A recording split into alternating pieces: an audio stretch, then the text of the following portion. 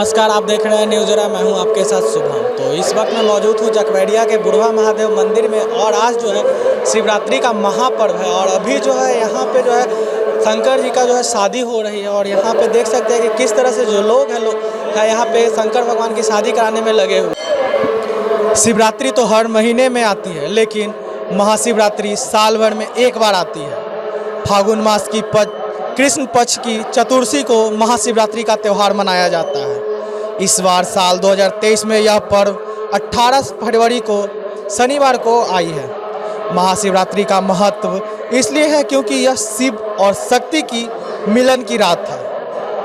आध्यात्मिक रूप से इसे प्रकृति और पुरुष के मिलन की रात के रूप में बताया जाता है। शिव भक्त इस दिन व्रत रखकर अपने आराध्य का आशीर्वाद प्राप्त करते हैं। मंदिरों में जलाभिषेक का कार्यक्रम दिन भर चलता रहता है। लेकिन क्या आपको पता है कि महाशिवरात्रि क्यों मनाई जाती है? इसके पीछे की क्या कहानी है?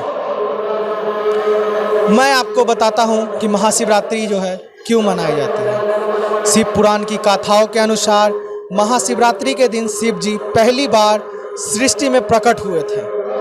शिव का प्रकट ज्योतिर्लिंग यानी अग्नि के शिवलिंग के रूप में था। ऐसा शिवलिंग जिसका न तो आदि था और न अंत। बताया जाता है कि शिवलिंग का पता लगाने के लिए ब्रह्मा जी हंस के रूप में शिवलिंग के सबसे ऊपरी भाग को देखने की कोशिश कर रहे थे, लेकिन वह सफल नहीं हो पाए।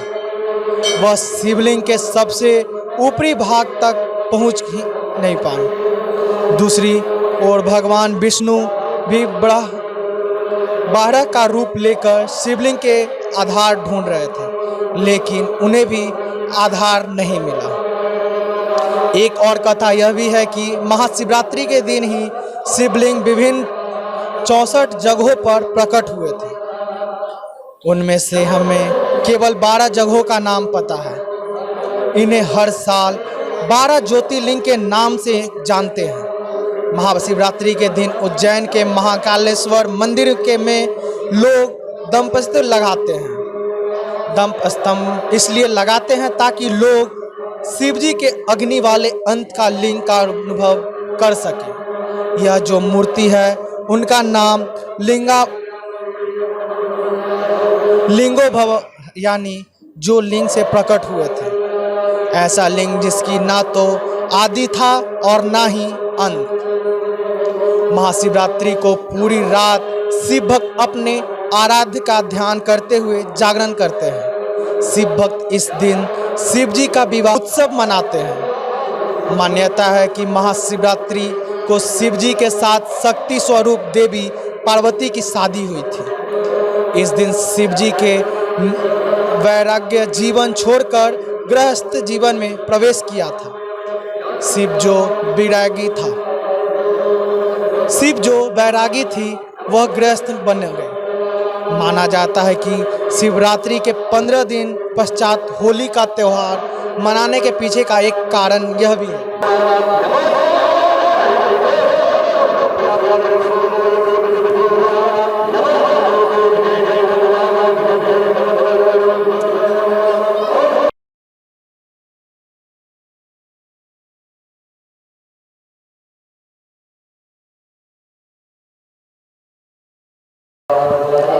समुद्र मंथन अमृत का उत्पादन करने के लिए निश्चित था, लेकिन इसके साथ ही हलाल नामक विष भी पैदा हुआ था। हलाहल विष में ब्रह्मांड को नष्ट करने की क्षमता थी और इसलिए केवल भगवान शिव इसे नष्ट कर रहे थे। भगवान शिव ने हलाहल नामक विष को अपने कंठ में रख लिया था। जहर इतना शक्तिशाली था कि भगवान शिव बहुत दर्द से पीड़ित हो उठे और उनका गला बहुत नीला हो गया था। इस कारण से भगवान शिव नीलकंठ के नाम से भी प्रसिद्ध हैं।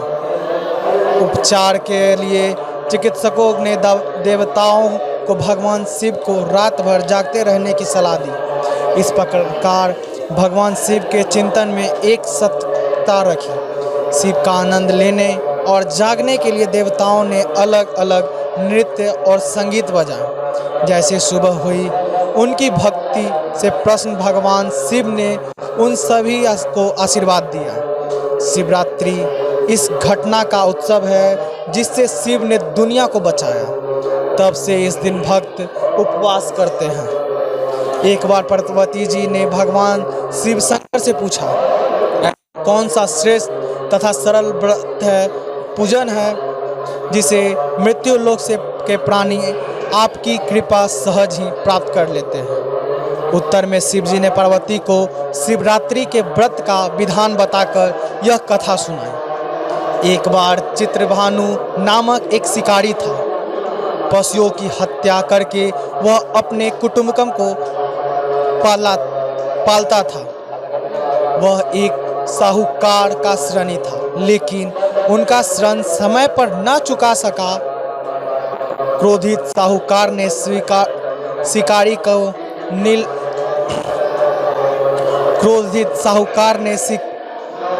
को शिव मंथ में बंदी बना लिया।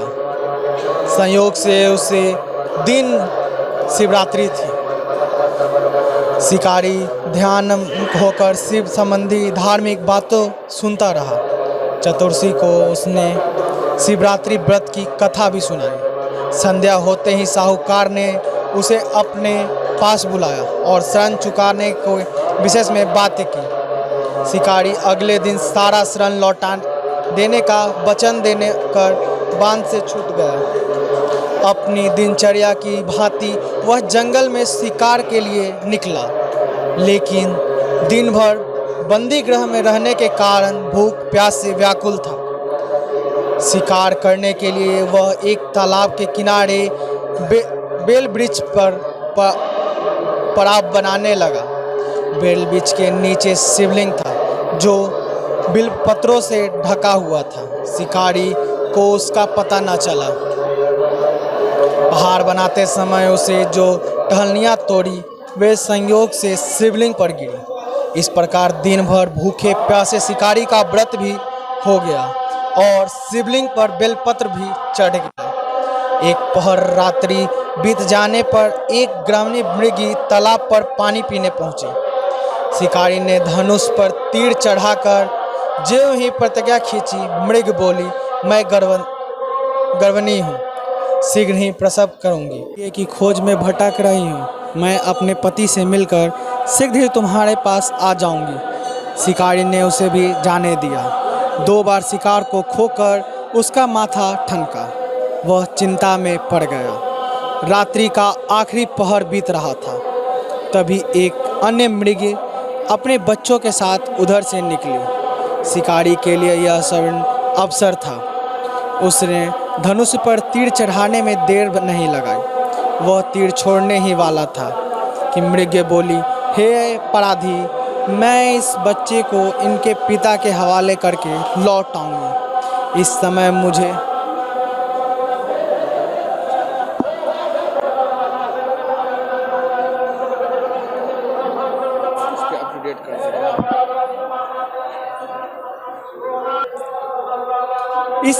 मुझे शिकारी हंसा और बोला, सामने आए शिकार को छोड़ दूं?